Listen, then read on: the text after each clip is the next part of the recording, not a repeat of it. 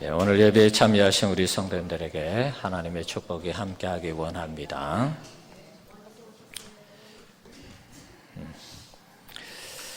자, 바울은 오늘 본문에서 그리스도인들에게 영적 싸움이 있음을 말씀하고 있습니다.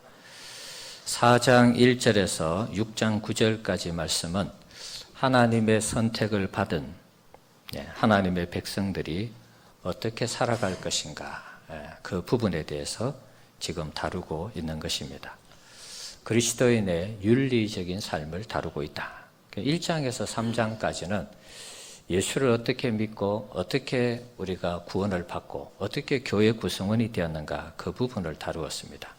그래서 1장에서 3장까지와 4장에서 6장까지가 그런 측면에서 조금 구분이 되는 것입니다.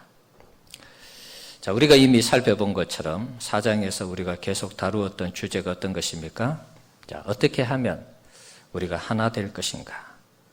교회가 하나 되고 또 가정에서 하나 되고 어떻게 하면 하나 되는 그리스도인의 삶을 살 것인가?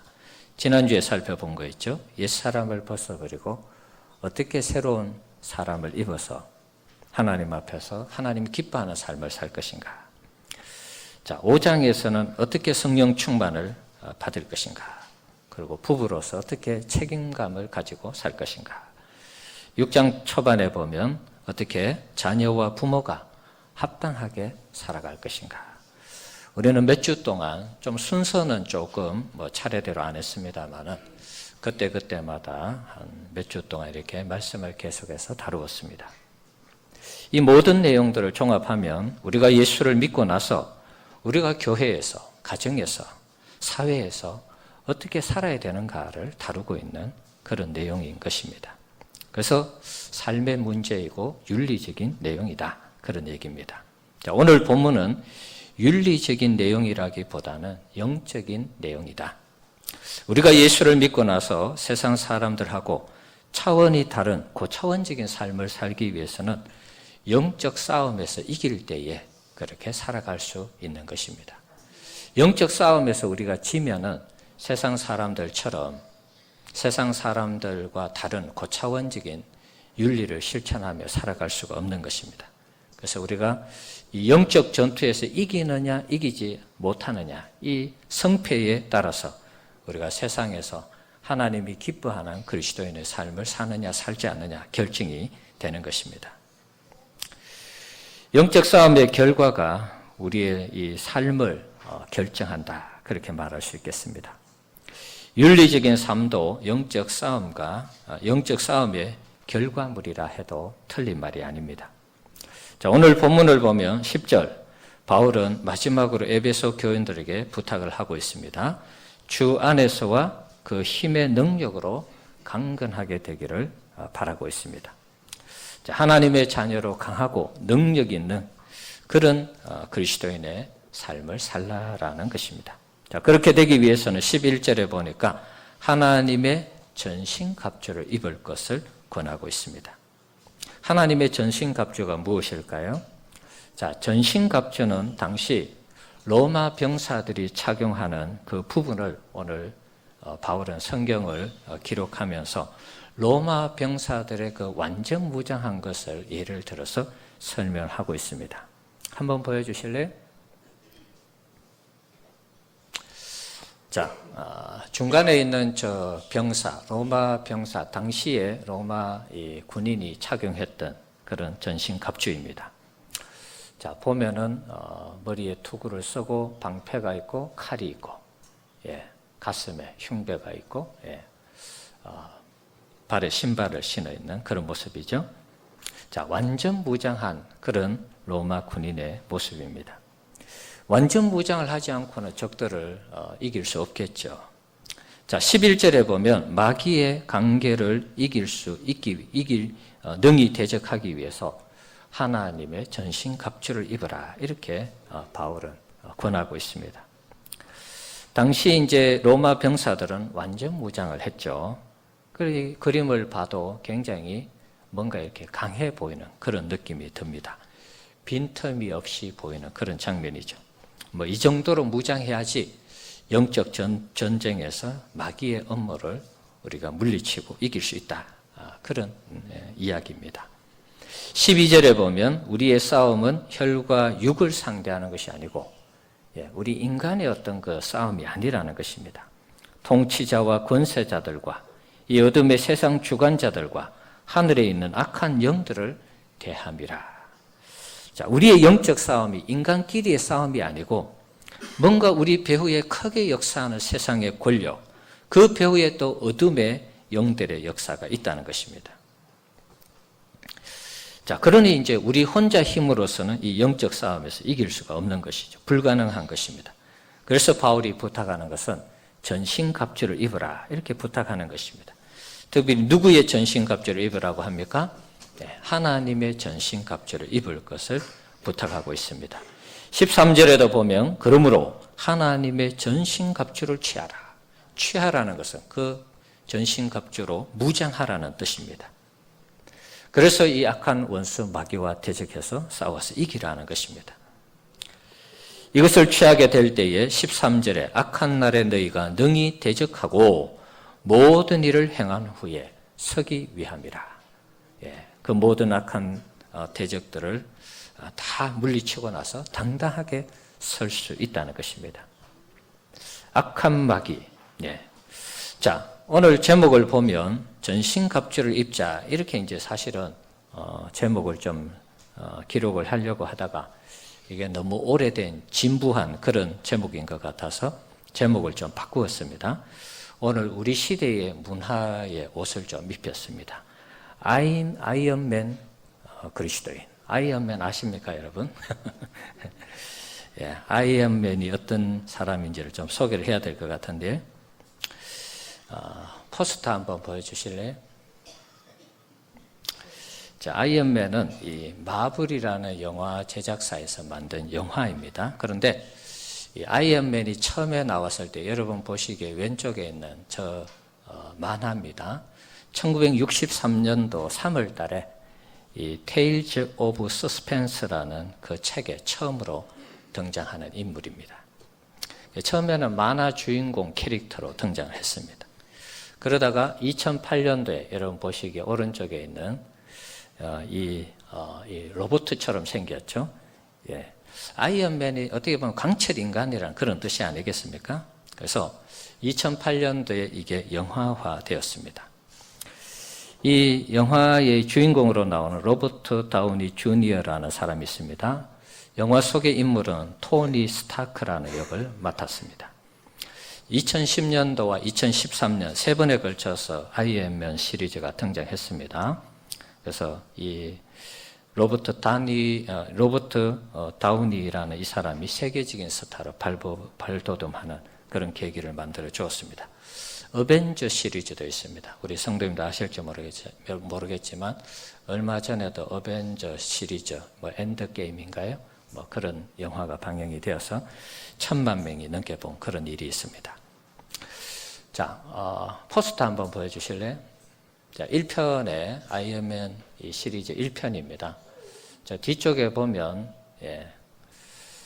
강철로 이렇게 자신을 가린 그런 모습이 있죠. 바로 옆에가 로버트 다운이라는 이 주인공, 주연을 맡은 사람입니다. 1편에 이런 포스터가 나왔습니다. 2편 한번 보실래요? 2편도 3편 보시죠. 이게 2013년도에 발표된 영화의 포스터입니다. 동영상 한번 보여주실래요?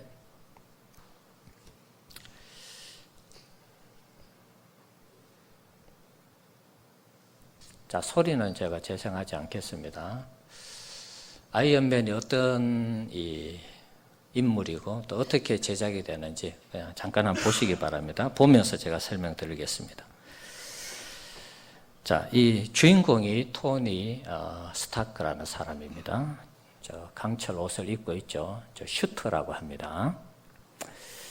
자, 강철 이 슈트를 입으면서 이렇게 활동하는 그런 이 인물입니다. 단순히 강철 인간이 아닙니다. 저 아이언맨은 하늘을 날아다닙니다. 그리고 또 저기에서 무기가 장착이 되어 있어서 여러 가지 무기들이 갖추어져 있습니다. 이게 웬만한 사람들은 당해낼 수가 없습니다. 영화 속에 등장하는 악당들도 조폭이나 폭력배 이 정도 수준이 아닙니다. 저렇게 강철로 만든 이 슈트를 입고 있는 사람을 조폭들이 당할 수는 없겠죠. 그래서 상대하는 악당 역할들도 저기에 걸맞는 아주 강한 적들이 등장합니다. 자, 바울이 에베소서를 쓸 당시에 로마 병사들을 볼 때에 아주 이렇게 완전 무장을 한, 로마 병사처럼 완전 무장한 그러한 인물이 없었어요. 그때 당시는 이 전신갑주를 표현할 때에 이 로마 병사를 들고 나오는 것이 당연했습니다. 그런데 요즘 시대에 이 로마 병사를 들고 나온다는 게 우리 격에 안 맞잖아요. 지금 로마 병사도 없을 뿐더러 로마 병사가 우리에게 나타나면 웃을 것 같아요. 야, 옛날에 이렇게 참 전투했구나. 요즘은 총 한 방으로 끝나잖아요. 아무리 이게 방패가 있고 칼을 차고 아니면 이 가슴에 흉배를 붙이고 이래도 총 한 방에 끝나는 시대입니다. 자, 그래서 저는 로마 당시에 어떤 그런 전신갑주를 보여주기보다는 아이언맨을 보여주면서 우리 그리스도인들이 이렇게 무장하면 정말 어떤 적도 이길 수 있겠다 이런 생각이 들어서 그래서 오늘 제목을 아이언맨 그리스도인들아 이렇게 잡아봤습니다. 자, 부차적인 제목은 전신갑주를 입자 이런 것입니다. 이해를 하시기 바랍니다. 자, 오늘 우리 시대의 그리스도인들이 아이언맨처럼 무장해서 싸운다면 웬만한 적들은 다 물리칠 수 있을 것입니다.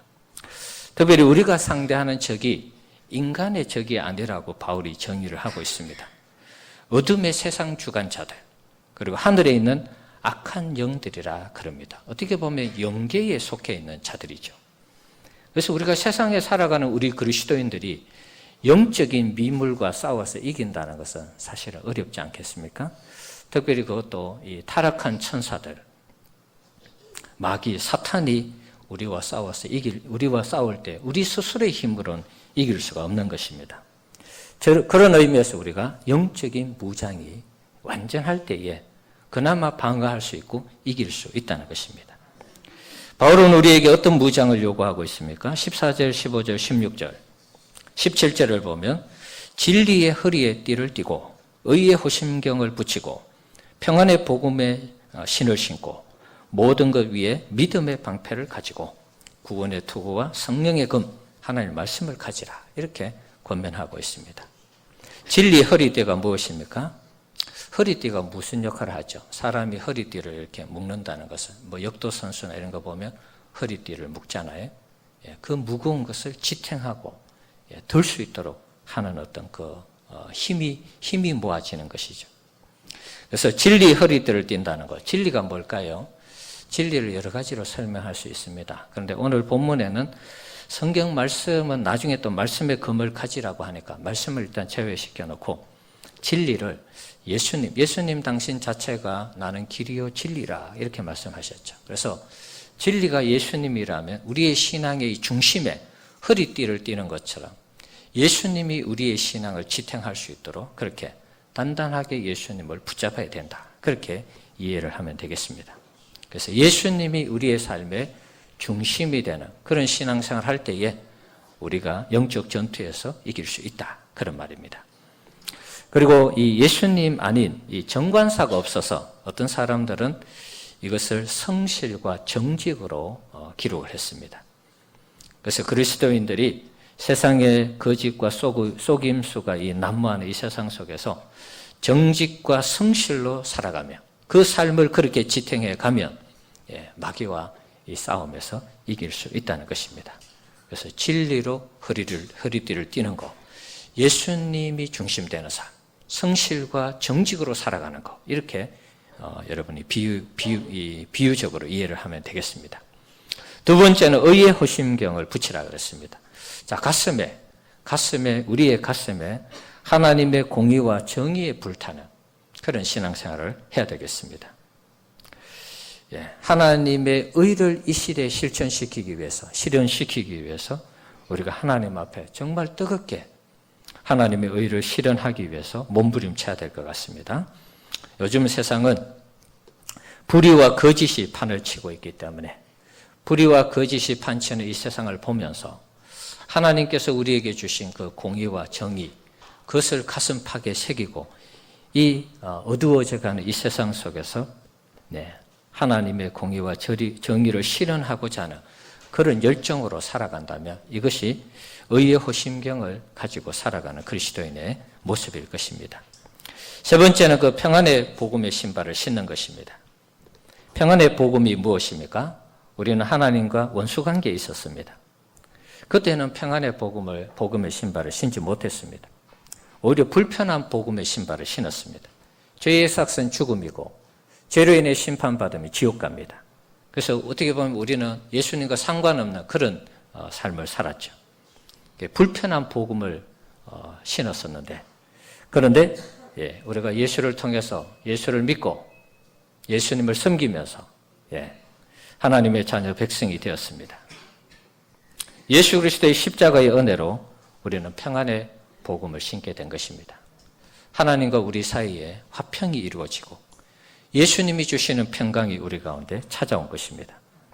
하나님과 화평된 우리의 이 존재 방식을 평안의 복음의 신발을 신은 것으로 그렇게 얘기하고 있는 것입니다. 우리가 하나님과 화평된 것을 단적으로 설명한다면 우리가 구원받았다, 이렇게 말할 수 있겠습니다. 구원의 기쁨이 충만할 때 복음의 신발을 신는 것이다, 평안의 복음의 신발을 신는 것이다, 이렇게 이해하면 되겠습니다. 이 신발을 신을 때 세상이 알지 못하는 그리스도의 평강이 우리 가운데 충만하게 되는 것입니다. 우리가 인생을 살아갈 때 발걸음이 가볍다, 그런 표현 하잖아요. 예수 그리스도의 이 구원의 이 감격으로 충만해서 우리가 살아갈 때 그것을 여러분이 생각하면 되겠습니다. 평안의 복음의 신발을 신는다는 것은 구원의 확신을 가지고 살아가는 것을 말하는 것입니다. 그 다음에 모든 것 위에 믿음의 방패를 가지라고 합니다. 왜요? 악한 자의 불화살을 소멸하기 위해서 믿음의 방패를 가지라 부탁하고 있습니다. 마귀는 우리가 믿고 있는 바를 흔들어서 온전히 믿지 못하도록 하는 것입니다. 우리에게 의심을 자꾸 가지게 만듭니다. 세례 요한도 마지막 죽음을 앞에 두고 오실 리가 당신이십니까? 제자들을 보내어서 예수님을 자기가 어린 양을 보라, 세상 죄를 지고 가는 하나님의 어린 양을 보라, 그래서 사람들에게 예수님을 소개했는데 마지막에 세례 요한도 죽기 직전에 예수님 당신이 정말 우리에게 온다는 메시아가 맞습니까? 이렇게 확인을 하는 장면을 볼 수가 있습니다. 그래서 우리도 이렇게 세례 요한도 예수님 칭찬했죠. 여인이 낳은 이 사람 중에 세례 요한과 같은 사람 없다 그랬잖아요. 그만큼 최고의 칭찬을 받은 세례 요한도 마지막 순간에 그 믿음에 대해서 사탄이 그 마음에 들어가서 흔드는 것입니다. 그러니까 오실 그분이 정말 예수님 맞는가? 이런 어떤 의심을 하게 된 것입니다. 우리가 신앙생활 하면서 여러분 이런 생각 가끔 할 때 있죠. 야, 하나님 정말 살아계신가? 예수님을 믿어서 정말 구원을 얻을 수 있을까? 정말 구원받는데 우리의 노력은 1%도 작용하지 않는 것인가? 주일날 꼭 이렇게 예배당에 와서 예배 드리는 것만이 정말 예배인가? 그냥 밖에 나가서 야외에서 예배 드리는 것은 예배가 아닌가? 주일날 하루 종일 교회에서 예배 드리는 것이 거룩하게 주일을 보내는 것인가? 그냥 뭐 예배 한번 드리고 어디 나가면 안 되는가? 뭐 그런 우리가 질문들을 할 수 있겠죠.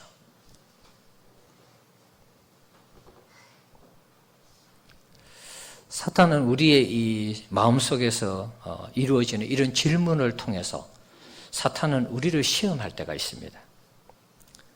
사탄이 시험하는 일을 하나 들어볼까요? 에덴 동산에서 마귀가 하와를 시험할 때에 선악과를 먹으면 안 된다, 반드시 죽는다 하는 그런 말씀하셨죠. 그런데 이 사탄은 하와에게 어떻게 질문하느냐 하면 질문을 바꾸는 것입니다. 선악과 먹으면 너희들 다 죽어. 하나님 그렇게 말씀하셨는데 사탄이 어떻게 질문합니까? 한번 보여주시죠. 창세기 3장 1절입니다. 자, 보십시오. 자, 뱀은 여호와 하나님이 지으신 들짐승 중에 가장 강교하니라. 교활하다. 그런 말이죠. 뱀이 여자에게 물어 이르되 하나님이 참으로 너희에게 동산 모든 나무의 열매를 먹지 말라 하시더냐. 하나님이 모든 나무를 먹지 말라고 한 적 없어요. 그런데 이 사탄이 이렇게 선악과를 먹지 말라는 것을 이렇게 질문을 바꾸어 놓았어요. 원래 하나님께서 하신 말씀은 창세기 2장 16절 17절 여러분 보시죠. 한번 읽어보겠습니다. 여호와 하나님이 그 사람에게 명하여 이르시되 동산 각종 나무의 열매는 내가 임의로 먹되 선악을 알게 하는 나무 열매는 먹지 말라. 내가 먹는 날에는 반드시 죽으리라 하시니라. 자, 여기 보시면 이 동산의 각종 나무 열매 임의로 먹으라.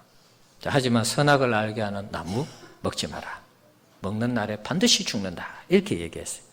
그러니까 사단은 이것을 이 질문을 꼬아서 질문을 꼬아서 비틀어서 이렇게 질문한 것입니다. 동산의 모든 나무 열매를 먹지 말라 하더냐. 질문의 핵심에서 벗어나게 하는 것입니다. 그래서 이 사탄은 이 하와에게 모든 나무의 실과 먹지 말라고 하더냐. 그래서 하와가 뭐라고 대답합니까?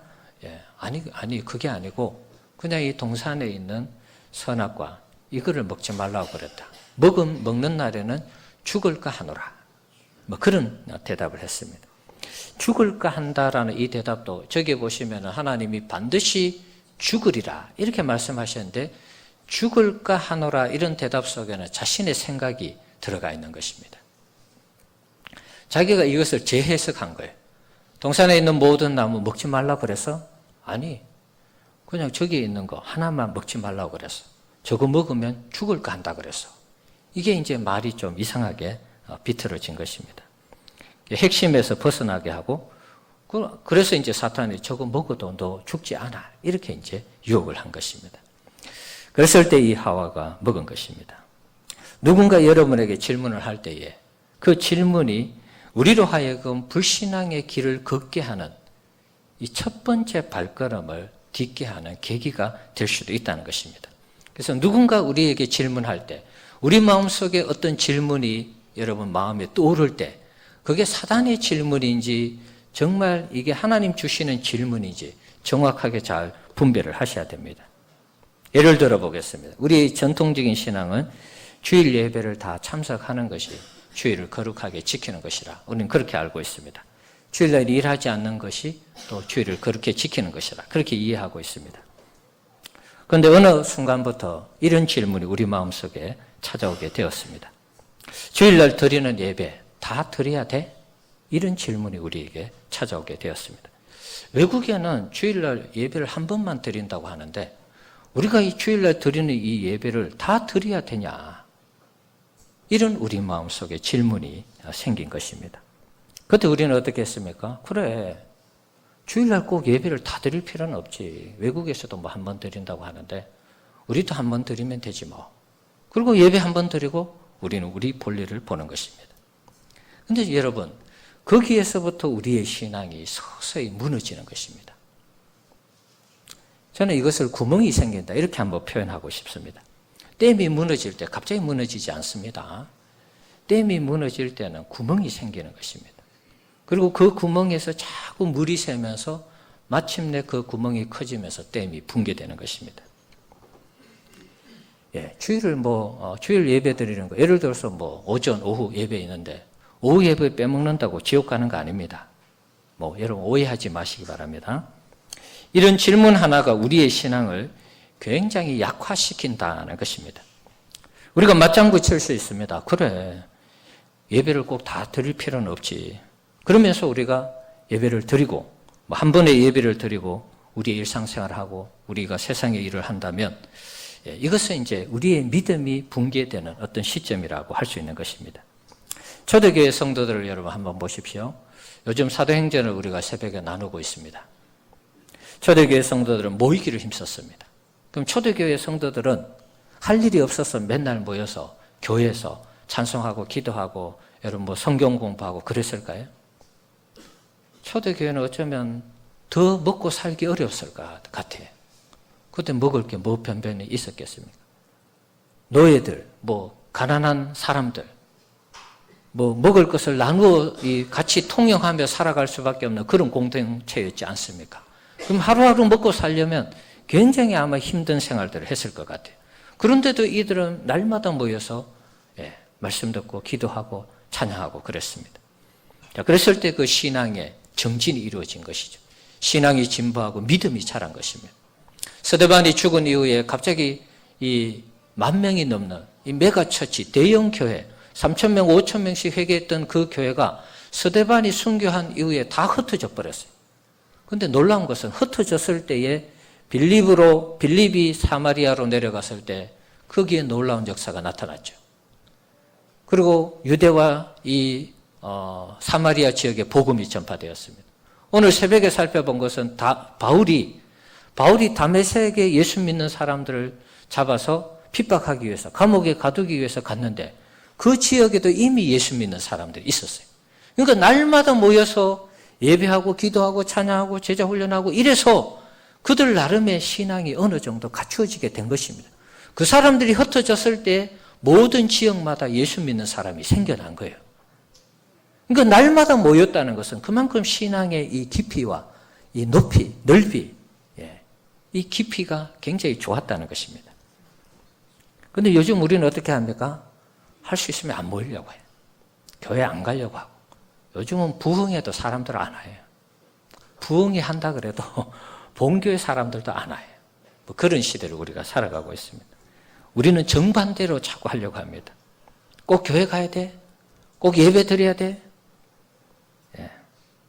우리는 어떻게 하면 안 하려고 해요? 봉사도 안 하려고 하고 헌신도 안 하려고 하고 헌금생활도 안 하려고 합니다.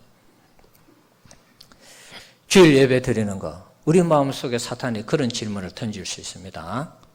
주일 예배 다 드려야 되냐? 자, 이 질문을 한번 바꿔보겠습니다. 주일날 예배 다 드리면 어디가 덧나냐? 주일날 예배를 다 드리면 어디 덧나냐? 한번 따라합시다. 주일날 예배 다 드리면 어디가 덧나냐? 그 질문 한번 생각해 보십시오. 주일날 예배를 다 드려야 돼? 주일날 예배를 꼭 다 드려야 돼? 이 질문하고 주일날 예배 다 드리면 어디 덧나냐? 이 질문하고 여러분 어떻게 생각하십니까? 주일날 예배 드려야 맞는 것 아니야? 주일날 예배를 하나님께 다 드리는 게 맞는 것 아니야? 이렇게 질문하는 거하고 주일날 예배 꼭 다 드려야 돼? 이 질문하고 여러분 어떻게 생각하십니까? 주일날 예배 다 드려야 돼. 이 본문, 이 질문에는 그래 안 드릴 수도 있지 뭐 그런 마음이 들죠. 그러면 미안한 마음 별로 없어요. 그래 주일날 예배 한 번만 드리고 내 볼일 볼 수도 있지 뭐 아주 당당하죠. 그런데 주일날 예배 다 드리면 안 돼? 주일날 예배 다 드리면 어디 덧나? 그러면 내가 좀 사정이 있어 못 드릴 수도 있지. 하나님 죄송해요. 미안해요. 이런 마음 들잖아요. 이게 당당한 마음하고 미안한 마음이 달라지는 것입니다. 이게 어떻게 우리에게 질문을 하느냐에 따라서 우리의 이 신앙이 달라진다. 그런 말입니다. 주일날 예배 다 드려야 돼? 다 참석해야 돼? 여기에는 불순한 질문, 불순한 의도가 담겨져 있는 것입니다. 사탄은 이렇게 우리에게 질문하는 것입니다. 선악과를 먹으면 안 된다 그러는데 이 동산에 있는 이 모든 열매 먹지 말라고 그래서 이렇게 이제 질문을 바꾸는 것입니다. 거기에 하와가 사로잡혀서 먹게 된 것입니다. 사탄이 던지는 그 질문에 우리가 사로잡히게 되면 처음에 이제 구멍이 생긴다 그랬습니다. 별거 아닙니다. 별로 차이 없어요. 근데 그걸 통해서 우리의 이 신앙에 구멍이 생겨서 서서히 물이 계속해서 빠져나오는 것입니다. 그래서 독 안에 물을 채우면 독이 구멍이 나면 어떻게 됩니까? 채울 수가 없는 것입니다. 하룻밤 자고 나면 다 빠지는 것입니다. 우리가 신앙생활을 열심히 하는 것 같은데 어떤 질문 하나에 우리가 거기에서 우리 인생을 맡겨버리면 거기에 우리의 믿음의 역사가 우리의 신앙이 점점 우리도 모르게 약해진다는 것입니다. 여러분 사단이 던지는 이 질문들, 우리의 믿음을 허무는 질문들, 여러분 잘 체크하셔야 됩니다. 그래서 이것이 정말 하나님이 주시는 음성인지 사탄이 주는 음성인지 체크하셔서 여러분들이 거기에 순종하셔야 되는 것입니다. 믿음의 방패를 가지시기 바랍니다. 사탄이 쏘는 불화살 우리에게 계속 쏘아야 됩니다. 그것을 믿음으로 어떤 질문을 던져도 여러분이 믿음으로 방어할 수 있는 우리 성도님들 되시기 바랍니다. 구원의 투구 얘기합니다. 하나님이 자녀에 대한 확신을 얘기하고 있습니다. 사탄이 우리에게 네가 뭔데 까불어 그렇게 얘기할 때 우리는 나 하나님의 자녀야. 나 하나님의 백성이야. 네가 뭔데 내게 덤벼들어. 어떤 그런 자세가 필요한 것입니다. 한번 따라합시다. 네가 뭔데? 그럴 때 나 하나님의 자녀야. 따라하십시오. 나 하나님의 자녀야. 나 하나님 백성이야. 왜 까불어? 그렇게 해야 된다는 것이. 우리가 구원의 투구를 쓴다는 것은 하나님의 자녀에 대한 당당한 확신을 갖는 것입니다. 성령의 것 마찬가지입니다. 하나님 말씀이죠. 사탄도 이 말씀을 가지고 우리를 공격합니다. 마태복음 4장 한번 보겠습니다. 예수님을 시험할 때에 마귀가 성전 꼭대기로 데리고 가서 예수님을 시험할 때 시편에 있는 말씀을 가지고 시험을 했어요. 기록되었으되 그가 너를 위하여 그의 사자를 명하시리니 그들이 손으로 너를 받들어 발이 돌에 부딪히지 않게 하리라. 그러니까 뛰어내려 보라 그런 말이죠. 그러니까 예수님 뭐라 그랬어요? 너의 하나님을 시험하지 말라. 자, 사탄도 말씀을 가지고 우리를 공격한다는 거 기억하셔야 됩니다. 그래서 우리가 늘 말씀을 가까이 하면서 사탄이 공격할 때 말씀의 검으로 잘라야 돼요. 잘못된 질문, 잘못된 공격, 잘못된 내용, 잘못된 생각을 과감하게 잘라내야 됩니다. 그럴 때 우리가 이길 수 있는 것입니다. 바울은 마지막으로 전신갑주를 입을 것을 당부하면서 18절에 보면 항상 기도와 간구를 하되 성령 안에서 기도할 것을 권하고 있습니다. 그리고 깨어 구하고 여러 성도들을 위해 기도할 것을 권면하고 있습니다. 자, 앞에서 보여준 그 아이언맨 그 슈트 입은 거 여러분 기억하시죠? 한번 그 포스터 한번 더 보여주실래요? 아무거나 한번 보여주세요. 아이언맨 가슴에 보면 하얀 불빛이 나옵니다. 방송실 포스터 보여달라고요. 됐어요. 가슴에 불빛이 나오죠. 저거를 정확한 용어로 아크로 원자라고 합니다. 아크로 원자. 저 가슴에 있는 게 가상의 영화니까 그냥 이해하십시오. 진짜 저런 게 생긴 건 아닙니다. 아직까지도. 아크로 원자인데 핵분열이 일어나면서 소위 말하는 원자력 발전소 같은 작은 거예요. 그래서 저기에서 핵융합이 일어나면서 이 아이언맨 슈터가 정상적인 기능을 발휘할 수 있도록 그렇게 만드는 것입니다. 아이언맨 슈터의 저 아크로 원자가 가동을 안 하면 정상적으로 작동 안 하면 저게 어떻게 될까요? 고철이 되는 것입니다. 하늘을 나를 수도 없고 저기에서 힘도 쓸 수도 없고 무기도 작동하지 않습니다. 그래서 영화 속에 토니 스타크의 모습을 보면 저게 작동 안 해서 큰 어려움을 당하는 그런 장면을 볼 수가 있습니다. 자, 마찬가지입니다. 우리가 전신갑주를 입었는데 기도를 하지 아니하면 이 전신갑주가 제대로 작동한다 안 한다는 것입니다. 기도의 능력이 뒷받침될 때 이 전신갑주가 제대로 작동한다는 것입니다. 그래서 기도가 너무나 중요한 것입니다. 하나님이 입혀주시는 전신갑주를 입으시고 우리 성도님들 열심히 기도하셔서 모든 사탄 마귀를 이길 수 있는 우리 성도님들 되시기 바랍니다. 전신갑주만 입고 다 이제 완벽하게 무장해서 아이언맨이 돼서 아이언맨 같은 그리스도인이 돼서 그리고 기도 안 하면은 고철을 입고 있는 것과 똑같단 말입니다. 오히려 불편하고 오히려 전혀 도움이 안 되는 것입니다. 예수님 뭐라 그러셨습니까? 마가복음 9장 말씀 한번 보여주세요. 예수께서 이르시되 할 수 있거든이 무슨 말이냐? 믿는 자에게는 능히 하지 못할 일이 없느니라. 믿는 자에게 능히 하지 못할 일이 없다. 벙어리 귀신 아이 들린 그 아버지가 와서 제자들에게 도와달라고 그럴 때 제자들 못했습니다. 예수님이 귀신을 쫓아내주고 정상적으로 만들었어요. 그래서 예수님이 하신 말씀이 저 말씀입니다. 믿는 자에게 능히 하지 못할 일이 없느니라. 그럼 우리는 왜 귀신들을 못 쫓아냈습니까? 제자들에게 예수님 마지막에 그랬죠. 기도 외에는 다른 이유가 없느니라. 믿음의 역사가 어떻게 일어난다고요? 기도할 때 일어나는 것입니다. 그래서 우리 성도님들 전신갑주를 내가 장착했다고 해서 기도 안 하면은 그게 원활하게 작동이 안 된다 그런 말입니다. 기도하셔야 됩니다. 역대하 16장 9절 말씀, 우리 앞에 있는 왼쪽에 있나요? 왼쪽에 있는 말씀이죠. 자, 한번 읽어봅시다. 여호와의 눈은 온 땅을 두루 감찰하사 전심으로 자기에게 향하는 자들을 위하여 능력을 베푸시라. 네, 전심으로 자기를 향하는 자에게 능력을 주신다고 합니다. 그래서 우리가 하나님께서 주시는 이 전신갑주를 착용하고 기도하면 반드시 이기는 것입니다. 믿음을 가지시기 바랍니다. 오늘 우리에게 주신 이 말씀 붙들고 승리하는 우리 성도님들 되시기 바랍니다. 기도